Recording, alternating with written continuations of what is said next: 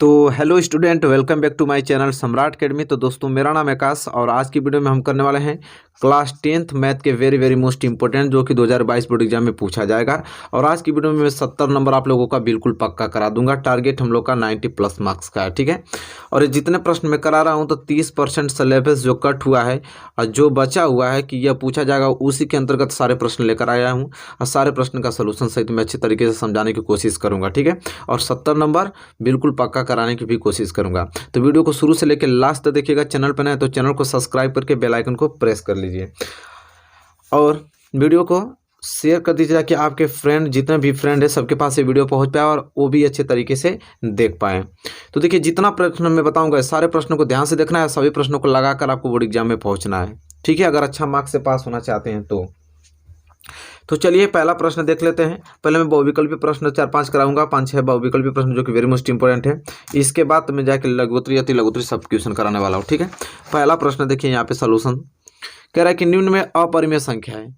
अब इसमें से आपको बताना है कि अपरिमेय संख्या कौन है। क्या पूछा है कि अपरिमेय संख्या क्या है। 4 ऑप्शन दिया हुआ है, करड़ी में 25, 5 माइनस करड़ी में 3, और कह रहा है कि ए तथा बी दोनों को कह रहा है और कह रहा है कि इनमें से कोई नहीं, बताइए।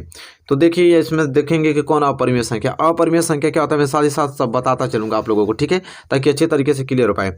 अपरिमेय संख्या उसे कहते हैं कि जिसे हम P/Q के रूप में क्या कर सकते हैं, नहीं लिख सकते हैं। जिसे हम P/Q के रूप में नहीं लिख सकते उसे कहते हैं क्या, अपरिमेय संख्या। और एक और कर सकते हैं कि जिसका वर्गमूल नहीं निकाला जा सकता, जिसका वर्गमूल नहीं निकाला जा सकता, नहीं निकाला जा सकता, वो भी आपका क्या कहलाता है, अपरिमेय संख्या कहलाता है। तो देखिए, ऑप्शन ए करड़ी में क्या है 25, तो करड़ी में क्या है 25, तो 25 का वर्गमूल निकाला जा सकता है, तो 25 का क्या हो जाएगा 5, तो 5 को मैं 5/1 नहीं लिख दूंगा, तो ये तो परिमेय संख्या हो गया, तो ये तो ऑप्शन होगा नहीं। दूसरा है 5 माइनस करड़ी में 3, बताइए करड़ी में 3 का वर्गमूल निकाला जा सकता है, नहीं, मतलब यही आपका क्या है, अपरिमेय संख्या है। इसलिए बी इस क्वेश्चन का क्या हो जाएगा, सही आंसर हो जाएगा। 5 माइनस करड़ी में 3 क्या है, अपरिमेय संख्या। और ये वाला तो होगा नहीं, क्योंकि कह रहा है कि ये तथा बी दोनों, तो ये तो आपका परिमेय संख्या ये होगा नहीं, इनमें से कोई नहीं होगा। मतलब क्या होगा, ऑप्शन बी इस क्वेश्चन का क्या हो जाएगा, सही आंसर हो जाएगा। तो अपरिमेय संख्या भी आपको समझ में आ गया और क्वेश्चन भी समझ में आ गया। तो मैं सब कुछ पूरा डिटेल से बात करूंगा हर एक क्वेश्चन को लेकर, ठीक है, ताकि कोई भी डाउट आप लोगों के मन में ना रहे और बोर्ड एग्जाम में आप अच्छे अंक से प्राप्त हो पाए। चलिए क्वेश्चन नंबर दूसरा देखिए, यहाँ पे आपको अच्छी तरीके से दिखाई दे रहा होगा। क्वेश्चन नंबर दूसरा कह रहा है कि रेखाओं a1x plus b1y plus c1 बराबर 0 तथा a2x plus b2y plus c2 बराबर 0 एक अद्वितीय हल होगा। कह रहा ना कि आपको दो रेखा दिया है, दो रेखा का समीकरण, एक यह है और ये दूसरी रेखा का समीकरण। कह रहा है इन दोनों रेखाओं के समीकरण से आपको बताना है कि अद्वितीय हल होगा इन चारों ऑप्शनों में से। a1/a2 बराबर होना चाहिए b1/b2 के, कि b2/b1 बराबर होना चाहिए c1/c2 के, कि a1/a2 बराबर नहीं है b1/b2 के, कि ऑप्शन डी c1/c2 बराबर नहीं है a1/a2 के। तो देखिए, इसके 3 नियम चलते हैं। कितने नियम, 3 नियम चलते हैं। अगर तीनों नियम आपको मालूम चल गया, बस तीनों नियम से क्वेश्चन आता है। क्या नियम वो है, तो देखिए यहाँ मैं कंडीशन लिख देता हूँ, तीनों नियम, इसके बाद आंसर बताऊँगा। देखिए यहाँ लिखता हूँ a1/a2, अगर a1/a2 बराबर नहीं है किसके, b1/b2 के। अगर a1/a2 बराबर नहीं है b1/b2 के, तो इसका एक अद्वितीय हल निकलता है। क्या निकलता है, एक अद्वितीय हल निकलता है, एक अद्वितीय हल निकलता है। और यही कंडीशन में प्रतिच्छेदित रेखाएं भी होती हैं। तो क्वेश्चन दो तरीके से पूछ सकता है कि प्रतिच्छेदित रेखाएं हैं और एक अद्वितीय हल है। तो इस कंडीशन में दो प्रश्न आ जाता है। अगर एक कंडीशन बनेगा a1/a2 बराबर नहीं है b1/b2 के, तो एक अद्वितीय हल होता है। और कौन सी रेखाएं होती हैं, प्रतिच्छेदित रेखाएं होती हैं। तो पहला कंडीशन समझ में आ गया। दूसरा कंडीशन होता है कि a1/a2 बराबर हो जाता है b1/b2 के, और ये भी बराबर हो जाता है c1/c2 के, ठीक है। तो इसका अनंत हल निकलता है। क्या निकलता है, अनंत हल निकलता है। और रेखाएं कैसी होती हैं, तो समपाती रेखाएं होती हैं। कैसी रेखाएं होती हैं, समपाती रेखाएं होती हैं। तो ये सभी प्रश्न बनता है, कहीं से पूछेगा बता दीजिएगा। दो कंडीशन हो गया, एक लास्ट। तीसरा कंडीशन क्या होता है कि जब a1/a2 बराबर होता है b1/b2 के, और यह बराबर नहीं होता है c1/c2 के, तो यहाँ पे कितना हल निकलता है, तो कोई हल नहीं निकलता है। क्या, कोई हल नहीं निकलता। जब यह कंडीशन बनेगा तो समझिए कोई हल नहीं निकलता। रेखाएं कैसी होंगी, तो रेखाएं समांतर रेखाएं होंगी। कौन सी रेखाएं, समांतर रेखाएं होती हैं। तो यही 3 कंडीशन से क्वेश्चन बन जाता है और इससे बाहर तो एक भी क्वेश्चन बनेगा नहीं है इन कंडीशनों से, ठीक है। ये कंडीशन बन जाता है। तो चलिए देख लेते हैं। ये एक अद्वितीय हल मतलब कि केवल एक हल निकलता है और रेखाएं कैसी होती है, प्रतिच्छेदित रेखाएं। तो हमसे क्वेश्चन में पूछा था कि a1x plus b1y plus c1 बराबर 0 है, a2x plus b2y plus c2 बराबर 0 का एक अद्वितीय हल होगा। तो एक अद्वितीय हल में क्या होता है, a1 बटा a2 बराबर नहीं होता है b1 बटा b2 के, मतलब ऑप्शन सी इस क्वेश्चन का क्या हो जाएगा, सही आंसर हो जाएगा। समझ में आ गया ना। तो इस कंडीशनों से जितने भी क्वेश्चन आएंगे तो ईमानदारी से इन क्वेश्चनों को लगा लीजिएगा। समझ में आ रहा है। अब यहाँ से दोबारा जाएगा ही नहीं, ठीक है, मेरा वादा है आप लोगों से। चलिए तो दूसरे का क्या हो गया, सी। अब बढ़ेंगे तीसरा। देखें, तीसरा कह रहा है कि बिंदुओं P बिंदु दिया है जिसके निर्देशांक x1 और y1 है, और एक बिंदु Q दिया है जिसके निर्देशांक x2 y2 हो, को जोड़ने वाले रेखाखंड PQ के मध्य बिंदु के निर्देशांक हैं। कह रहा है कि अगर दो रेखाएं हैं, चलिए मैं बता देता हूँ अच्छे तरीके से आप लोगों को। कह रहा है कि एक बिंदु या एक बिंदु P है जिसका निर्देशांक x1 और क्या है y1, और एक बिंदु यहाँ पे Q है जिसका निर्देशांक x2 और क्या है y2। कह रहा है P और Q को जोड़ने वाले जो रेखाखंड है उसके क्या निकालना, आपका मध्य बिंदु का निर्देशांक। तो मध्य बिंदु का निर्देशांक क्या हो जाता है मेरे प्यारे विद्यार्थियों की x1 प्लस x2 बटे में 2, यहाँ से x की वैल्यू निकल जाता है और y का निकालते हैं तो y1 प्लस y2 बटे में 2। यही होता है दो बिंदुओं को मिलाने वाले रेखाखंड के मध्य बिंदु के निर्देशांक। तो देखिए दिया कहीं, तो देखिए ऑप्शन बी मिल गया, क्योंकि x1 प्लस x2 बटे 2 और y1 प्लस y2 बटे 2, इसलिए ऑप्शन बी क्या हो जाएगा, राइट आंसर हो जाएगा इस क्वेश्चन के लिए, क्वेश्चन नंबर तीसरा के लिए। तो क्लियर हो गया ना। तो चलिए आई होप आपको ये प्रश्न समझ में आ गया होगा। क्वेश्चन नंबर एक क्या था, तीसरा था। अब क्वेश्चन नंबर चौथे की तरफ बढ़ेंगे। देखिए क्वेश्चन नंबर चौथा very very most important question है। कह रहा है कि यदि शांत जल में नाव की चाल 8 किलोमीटर प्रति घंटा है तथा धारा की चाल 3 किलोमीटर प्रति घंटा है, तब धारा के विपरीत नाव की चाल पूछ रहा है। तो मेरे प्यारे विद्यार्थियों में बता देना चाहूँगा ये कंसेप्ट, यहाँ पे सारे कंसेप्ट समझ में आ जाएगा आप लोगों को कि शांत जल में नाव की चाल। देखिए शांत जल में नाव की चाल, तो देखिए शांत जल में तो नाव की चाल मतलब समझ रहे हैं, जो जल है वो बह नहीं रहा है, बिल्कुल शांत है, और उसमें जो नाव की चाल है वो 8 किलोमीटर प्रति घंटा है, तथा धारा की चाल कितना है, 3 किलोमीटर प्रति घंटा है। तो कह रहा है कि शांत जल में नाव की चाल अगर 8 किलोमीटर प्रति घंटा है, अगर वही धारा की चाल 3 किलोमीटर प्रति घंटा हो जाए, तब धारा के विपरीत नाव की चाल ज्ञात कीजिए। तो एक चीज़ बता दूं, जब विपरीत पूछे ना कि धारा के विपरीत, तो दोनों की चाल जुट जाती है, ठीक है। नाव की चाल प्लस धारा की चाल क्या होती है, जुट जाती है। तो धारा की विपरीत चाल पूछा ना, तो यहाँ पे लिखेंगे हम लोग ऐसे कि धारा के विपरीत चाल, धारा के विपरीत नाव की चाल ना जी, धारा के विपरीत नाव की चाल। तो यहाँ पे धारा के विपरीत नाव की चाल, अगर विपरीत पूछा तो दोनों की चाल जुड़ जाती है, मतलब कि नाव की चाल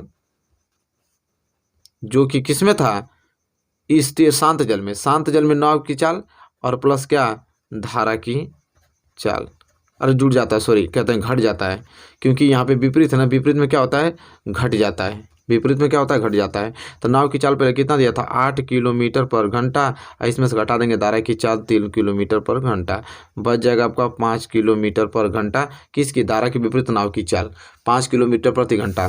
देखिए दिया है ऑप्शन में, दिया तो है बिल्कुल ऑप्शन डी 5 किलोमीटर प्रति घंटा। इसको मत, ये 5 मीटर प्रति सेकेंड है, लेकिन आंसर हमारा 5 किलोमीटर प्रति घंटा में आएगा, क्योंकि यूनिट 5 किलोमीटर प्रति मतलब किलोमीटर प्रति घंटा में यूनिट चल रही थी, ठीक है। तो ये बात है, जब विपरीत दिशा में पूछे ना तो दोनों की चालें क्या होती हैं, घट जाती हैं। ये बात आई होप आप अच्छे तरीके से नोट कर लीजिएगा। तो चलिए ये चीज़ें हो गया ना। चौथा क्वेश्चन है, चौथा। पाँचवा देखिए, पाँचवा तो डायरेक्ट फार्मूला पूछा है, तो सब लोग जानते हैं कि किसी बेलन का आयतन होता है, कोई भी बेलन का आयतन निकालने का फार्मूला क्या होता है, ये तो सबको मालूम है, इसमें बताने की जरूरत आप लोगों को है ही नहीं। क्या होता है, पाई आर स्क्वायर एच होता है। क्या होता है, पाई आर स्क्वायर एच होता है। आई होप आपको पाँचवा का पहला समझ आ गया हो। पाँचवा का क्या आंसर पहला होगा, क्योंकि सिंपल है, डायरेक्ट फार्मूला पूछ दिया है। चलिए अब तो ये तो ऑब्जेक्टिव क्वेश्चन रहे हैं, अब हम क्या देखने वाले हैं, सब्जेक्टिव क्वेश्चन, जो कि very very most important question होने वाले हैं। अब देखिए लिखा है कि 140 को अभाज्य गुणनखंडों के गुणनफल के रूप में व्यक्त कीजिए। अब यहाँ पे देखिए इसको हल करना है हमें। 140 दिया, अब 140 को किस में तोड़ना है? अभाज्य गुणनखंड के रूप में, अभाज्य गुणनखंड के गुणनफल के रूप में तोड़ना है। तो मेरे प्यारे विद्यार्थियों, जब भी ऐसे प्रश्न आ जाए और आपको कहे कि कोई भी एक संख्या दे दिया है कि इसे अभाज्य गुणनखंड के गुणनफल के रूप में तोड़िए, उसका क्या लेना पड़ता है? एलसीएम। बस एलसीएम ले लीजिए। तो हमें क्या करेंगे? 140 का क्या ले लेंगे? एलसीएम। अब 140 का एलसीएम लेंगे तो 2 से कटाएंगे तो 2 7 14, 0 70 बार में, 2 से कटाएंगे तो 35 दूना के 70, ठीक है। 5 से कटाएंगे तो 5 7 35 और 7 से कटाएंगे तो 7 एकम 7। बस अब 140 का अभाज्य गुणनखंड रूप क्या हो जाएगा? 2 गुणे 2 गुणे 5 गुणे 7। यहाँ 2 बार है तो 2 पे पावर 2 लिख सकता हूँ, या 5 और ये क्या हो जाएगा? 7। यही आपका आंसर हो गया। यही आपका टूट गया किस रूप में? अभाज्य गुणनखंडों के गुणनफल के रूप में क्या हुआ? टूट गया। तो देखिए कितना सिंपल है, एकदम बहुत ही ज़्यादा क्या है? ईजी है। तो आई होप आपको क्वेश्चन नंबर 6 अच्छे तरीके से क्लियर हो गया होगा और नो डाउट होना भी चाहिए। अब इसी के साथ अगला प्रश्न, क्वेश्चन नंबर 6 है क्वेश्चन नंबर 7।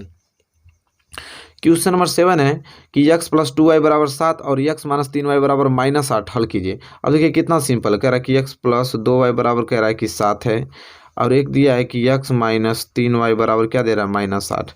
ये समीकरण पहला है, समीकरण दूसरा। कह रहा है कि हल कीजिए। तो ये भी प्लस में, ये भी प्लस में, तो यहाँ पे लिख देंगे क्या करने पर? घटाने पर। क्या लिखने पर? घटाने पर। घटाने पर चिन्ह चेंज हो जाता है। ये प्लस है तो माइनस, ये माइनस है तो प्लस हो जाएगा, और ये माइनस है तो प्लस हो जाएगा। अब माइनस एक्स, यहाँ प्लस एक्स, अब ये माइनस एक्स क्या हो जाएगा? कट जाएगा। प्लस 2y और ये प्लस 3y मिलके क्या हो जाएगा? प्लस 5y बराबर +8 और +7 कितना हो जाएगा? 15 हो जाएगा। 8 7 15। यहाँ से y की वैल्यू निकालना चाहेंगे तो 15 और 5 गुणा में तो 5 आएगा तो भाग में, तो y बराबर 5 3 15। तो y की वैल्यू निकल गया। तो सिंपल आप लिख लीजिए क्या? y का मान किसी भी समीकरण में रख लीजिए। तो y का मान समीकरण 1 में रखने पे, 2 में रखेंगे तभी आ जाएगा, किसी में भी रखेंगे तो आ जाएगा रखने पर।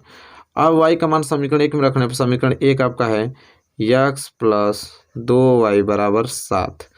तो हो जाएगा आपका x + 2y, y का वैल्यू क्या आ गया? 3, तो 3 लिखेंगे बराबर 7। तो x + 3 दूनी के 6 बराबर क्या आ जाएगा? 7। ठीक है। तो यहाँ से x की वैल्यू निकालना चाहेंगे तो हो जाएगा आपका क्या? 7 और +6 उधर जाएगा तो -6, तो x बराबर 1। अब x बराबर 1 और y बराबर 3, इस समीकरण का हल निकल गया। तो देखिए कितना सिंपल है, very very most important question है, सिंपल क्वेश्चन आ गया। क्वेश्चन नंबर क्या है? 7। अब हम बढ़ेंगे अगले क्वेश्चन की ओर, क्वेश्चन नंबर 8 की तरफ। चलिए प्रश्न नंबर देखिए 8वां। प्रश्न नंबर 8वां है कि बिंदुओं 2,3 और 4,1 के बीच की दूरी ज्ञात कीजिए। कह रहा है यहाँ पे कि 2 बिंदु दिया है, एक आपका दो बिंदु के निर्देशांक दिया है, एक बिंदु के निर्देशांक 2,3 है, एक बिंदु के निर्देशांक 4,1। अब इनके बीच की क्या पूछ रहा है? हमसे दूरी पूछ रहा है। तो हम क्या करेंगे यहाँ पे कि x1 बराबर मान लेंगे कि 2 है, ठीक है, और y1 बराबर क्या हो गया? 3। इसी तरह इसमें हम क्या करेंगे कि x2 बराबर क्या मान लेंगे? 4, और y2 बराबर क्या मान लेंगे? 1 मान लेंगे। अब x1 x2 y1 y2 की वैल्यू निकल गया। तो दूरी क्या होती है? 2 बिंदुओं के बीच की दूरी। तो फार्मूला लिख लीजिए। तो 2 बिंदुओं के बीच की दूरी का फार्मूला होता है कि करड़ी में x2 माइनस x1 का होल स्क्वायर और प्लस y2 माइनस y1 का होल स्क्वायर। यही 2 बिंदुओं के बीच की दूरी निकालने का फार्मूला होता है, और इसी पर रख के आप लोगों को क्या कर देना? लगा देना है। x2 का वैल्यू हो गया 4 और माइनस x1 का वैल्यू यहाँ से 2, 4 में से 2 का होल स्क्वायर कर देंगे घटाने के बाद। y2 का वैल्यू 1 और माइनस y1 की वैल्यू क्या है? 3, तो इसका क्या हो जाएगा? होल स्क्वायर बराबर। अब यहाँ से निकाल देते हैं, 4 में से 2 गया तो 2, तो 2 का क्या हो जाएगा? होल स्क्वायर, और प्लस यहाँ पे 1 - 3 मतलब कि -2 का क्या हो जाएगा? होल स्क्वायर हो जाएगा। सिंपल। अब यहाँ से जैसा कि देख पा रहे हैं आप कि हो जाएगा 2 का स्क्वायर 4 और प्लस -2 का स्क्वायर भी +4 ही होगा। तो यहाँ पे 4 और 4 क्या हो जाएगा? 8 हो जाएगा। 4 और 4 क्या हो जाएगा? 8।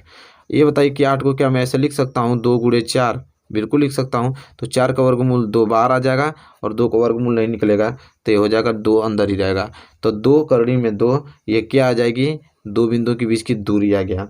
और यहाँ यूनिट नहीं दिया है तो हम लोग इकाई में लिखेंगे। कितना? 2 करड़ी में 2 इकाई, इनके बीच की दूरी आ गया। बस यही तो करना होता है। तो सिंपल क्वेश्चन है। आई होप आपको ये सारे प्रश्न क्लियर हो गए होंगे। प्रश्न नंबर 8वां था। प्रश्न नंबर 8वां क्लियर हो गया ना। चलिए प्रश्न नंबर 9 की तरफ बढ़ चलते हैं। चलिए मेरे प्यारे विद्यार्थी, क्वेश्चन नंबर 9 देखिए। Question number 9 very most important question है। कह रहा है कि गुणनखंड विधि से समीकरण 2x² माइनस x प्लस 1/8 बराबर 0 के मूल ज्ञात कीजिए। अब हमको समीकरण दे रखा है क्या, 2x² और माइनस x और प्लस 1 क्या दे रखा है, 8 दे रखा है। अब बराबर क्या रखा है, 0। और कह रहा है कि इसको ना गुणनखंड विधि से इसका मूल ज्ञात करना है। कह रहा है कि गुणनखंड विधि से इसका क्या ज्ञात करना है, मूल ज्ञात करना है। तो चलिए मैं बताता हूँ कैसे गुणनखंड विधि से इसका मूल आप ज्ञात करेंगे आसानी से। तो देखिए यहाँ बटे में 8 है, ये 8 को हटाने के लिए क्या करना पड़ेगा कि हमें सभी में 8 से क्या करना पड़ेगा, गुणा करना पड़ेगा। सभी से 8 में क्या करना पड़ेगा, गुणा करना पड़ेगा। अगर इस तरह समझ में आ रहा है आपको तो कुछ नहीं, इसके नीचे क्या मान लीजिए 1 और इसके नीचे क्या मान लीजिए 1। अब देख लीजिए 1 और 8 कैल्शियम क्या होता है 8। 1 का भाग 8 में देंगे तो 8, 8 को गुणा 2 में करेंगे तो 8 दूनी के 16x²। अब माइनस 1 का भाग देंगे 8 में तो 8 और 8 का गुणा x में करेंगे तो क्या हो जाएगा 8x। बीच में प्लस है, 8 का भाग 8 में देंगे तो 1 और 1 का गुणा 1 में करेंगे तो 1 बराबर क्या गया 0। यहाँ तक तो क्लियर हो गया होगा आपको। अब करना को क्या है कि 16x² माइनस 8x प्लस 1 बराबर 0। और ये जो भाग में उधर जाएगा तो क्या हो जाएगा 8 गुणा में हो जाएगा। तो यहाँ पे हो जाएगा तो आपको क्या मिलेगा 16x² माइनस 8x प्लस 1 बराबर 8 में 0 गुणा होगा तो 0। अब इसका गुणनखंड कर दीजिए, 1 का गुणा किस में कीजिए 16 में, तो आ जाएगा 16। गुणा करने पर 16 और जोड़ने घटाने में क्या आना चाहिए 8 आना चाहिए। तो 4 चौको 16, ये तो फैक्टर बनना है, 4 चौको 16। गुणा करने पे 16 आ जाएगा, जोड़ने पे क्या आ जाएगा 8। तो इसे लिखेंगे 16x² माइनस 8 लिखाना है तो हम माइनस 4x और माइनस 4x लेंगे, क्योंकि माइनस 4x ही तो माइनस 8x होगा। और गुणा करेंगे तो 16x² हो जाएगा और प्लस 1 बराबर 0। अब इसका दो पेयर बना लीजिए, पेयर बनाने के बाद कामन ले लीजिए, पेयर में गया। इसमें भी 4 है, इसमें भी 4 कामन ले सकते हैं, इसमें भी x इसमें भी x है, तो x 4 और x क्या ले लीजिए कामन, 4x कामन लेंगे तो 4 चौको 16, 2 को x, 1 x कट जाएगा तो 1x बचेगा 4x। यहाँ पे 4x या पूरा 4x कामन ले लिया तो बचेगा 1 और माइनस इसमें कुछ कामन लेने लायक नहीं तो 1 कामन ले लीजिएगा तो हो जाएगा 1 कामन से कोई इफेक्ट नहीं पड़ता 4x। माइनस को गुणा इस प्लस में होगा तो क्या हो जाएगा माइनस, और 1 का भाग 1 में देंगे तो 1 ही जाएगा बराबर 0। देखिए जो इस कोष्टक में आया ना उसी इसी कोष्टक में आया, तो यहाँ से फिर कामन ले लीजिए, दोनों कोष्टक में सेम ही है तो दोनों से कामन ले लेंगे तो 4x माइनस 1 एक कोष्टक में आ जाएगा और एक कोष्टक में ये वाला बच जाएगा 4x और ये माइनस 1 बराबर क्या आ जाएगा 0 आ जाएगा। ठीक है, तो यहाँ तक सारी चीज़ें आपको क्लियर हो रही हैं, तो आई होप आपको क्लियर हो गया होगा। तब दोनों को 0 के बराबर कर देना है, तो एक बार 4x माइनस 1 बराबर 0 कर दीजिए। सेम चीज़ वही भी यही है तो इधर भी 4x माइनस 1 बराबर 0 कर देंगे, तो 4x बराबर माइनस 1 उधर जाएगा तो प्लस 1 और x बराबर क्या हो जाएगा 1/4, गुणा में तो भाग में चला जाएगा। और ये भी क्या हो जाएगा 4x बराबर माइनस 1 उधर जाएगा तो प्लस 1 और x बराबर 1/4। तो दोनों का मूल सेम ही आएगा, इधर भी 1/4 इधर भी 1/4, बस सिंपल निकल गया। तो बताइए कुछ क्वेश्चन में कुछ नहीं, बस आपको प्रैक्टिस चाहिए और इसको रिवाइज चाहिए। रिवाइज जितना करेंगे अच्छे तरीके से सारे प्रश्न क्लियर हो जाएंगे। ये प्रश्न नंबर 9 था। और चलिए प्रश्न नंबर 10वें की तरफ बढ़ चलते हैं, जो कि very very most important question है। चलिए मेरे प्यारे विद्यार्थी, क्वेश्चन नंबर 10वां जो कि very very most important question है। और क्वेश्चन नंबर 10वां कह रहा है कि एक वृत्त के चतुर्थांश का एक क्षेत्रफल ज्ञात कीजिए जिसकी परिधि 44 सेंटीमीटर है। कह रहा कोई वृत्त के चतुर्थांश का, वृत्त को मतलब समझ रहे हैं, ये आपका क्या है वृत्त। अब वृत्त के चतुर्थांश मतलब 4 भाग कर दीजिए, तो वृत्त का एक चतुर्थांश हो गया। तो इसी चतुर्थांश का एक चतुर्थांश का क्षेत्रफल पूछ रहा है, मतलब कि इसका क्षेत्रफल, क्योंकि सबका चतुर्थांश सेम ही होगा तो किसी एक का निकाल देंगे तो हो जाएगा। तो इसी का क्षेत्रफल पूछ रहा है। ठीक है, तो कैसे लिखना है एग्जाम में देखिए वैसे लिखिए। दिया हमें वृत्त की परिधि दिया है, वृत्त की परिधि 44 सेंटीमीटर, तो यहाँ पर लिखेंगे वृत्त की परिधि, क्या लिखेंगे वृत्त की परिधि। अब वृत्त की परिधि सबको मालूम है कि 2πr होता है। वृत्त की परिधि 2πr मतलब कि 2πr बराबर कितना दिया 44 सेंटीमीटर दे रखा है। तो 2 का मान कितना होता है 22/7 और आर का वैल्यू यहाँ से निकाल देंगे 44। तो 22 दूनी के 44 से पूरा कैंसिल हो जाएगा। आर बराबर यहाँ बच जाएगा क्या 1, यहाँ बच गया 1, 7 को गुणा 1 में होगा तो क्या हो जाएगा 7। तो यहाँ से हमारी त्रिज्या कितना निकल गया 7 निकल गया। अब तो त्रिज्या हमारा कितना निकल गया 7 निकल गया। अब सिंपल कुछ करना ही नहीं है, हमसे क्या पूछा है यहाँ पे, हमसे वृत्त के चतुर्थांश का क्षेत्रफल पूछा है। तो इसलिए यहाँ पे लिखेंगे कि वृत्त के चतुर्थांश, वृत्त के चतुर्थांश का क्षेत्रफल, क्षेत्रफल। वृत्त के चतुर्थांश का क्या होता है? क्षेत्रफल। तो एक चीज देखिए, तो एक पूरा वृत्त होता है ना, तो पूरा वृत्त होता है तो उसका क्षेत्रफल होता है पाई आर स्क्वायर। अगर पूरा वृत्त है तो उसका सूत्र होता है पाई आर स्क्वायर क्षेत्रफल। लेकिन यहाँ पे उसका 1/4 मतलब कि पूरे भाग का एक भाग का कितना? चौथा हिस्सा निकालना है। एक भाग का चौथा हिस्सा निकालना है, चौथा हिस्सा निकालना है। तो इसलिए हम लिखेंगे 1/, क्या लिख देंगे? 4 लिख देंगे, क्योंकि चौथा हिस्सा निकालना है ना, तो सिंपल हो जाएगा। तो ये हो जाएगा। नहीं तो इस तरह भी आप लोग समझ जाएंगे कि पूरा जब एक पूरा गोला 360 अंश का होता है और एक 90 अंश का बलून निकालना है, तो 90 का भाग दे दीजिए, तो 9 चौको 36 मतलब कि चौथा हिस्सा निकालना है, तो हो जाएगा पाई आर स्क्वायर बटे क्या हो जाएगा? 4 हो जाएगा। अभी हो जाएगा 1/4 और गुड़े पाई का मान 22/7 और त्रिज्या का स्क्वायर मतलब आर का स्क्वायर, 8 का मतलब 7 × 7 हो गया। एक 7 से एक 7 कट गया और इसे कटा दीजिए 2 दूनी के 4 और 2 कटा दीजिए 11। अब 11 7 77 और नीचे क्या बच गया? 2। इतना सेंटीमीटर स्क्वायर। स्क्वायर इसलिए लिखेंगे क्योंकि क्या आपका क्षेत्रफल निकल रहा है, तो इतना सेंटीमीटर स्क्वायर हो जाएगा। बस यही हो गया आपका आंसर। तो कितना सिंपल क्वेश्चन है, बस आपकी प्रैक्टिस करने की जरूरत है। जिस दिन प्रैक्टिस होगी आपकी अच्छे से, समझिए कि सारा काम आपका बन गया।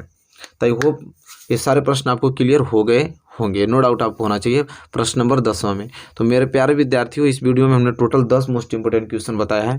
आई होप आपको वीडियो अच्छी लगी होगी। वीडियो अच्छी लगी हो तो प्लीज़ लाइक कीजिए और चैनल पर नए हैं तो चैनल को सब्सक्राइब करके बेल आइकन को प्रेस कर लीजिए। मिलेंगे आपसे नेक्स्ट वीडियो में, तब तक के लिए धन्यवाद।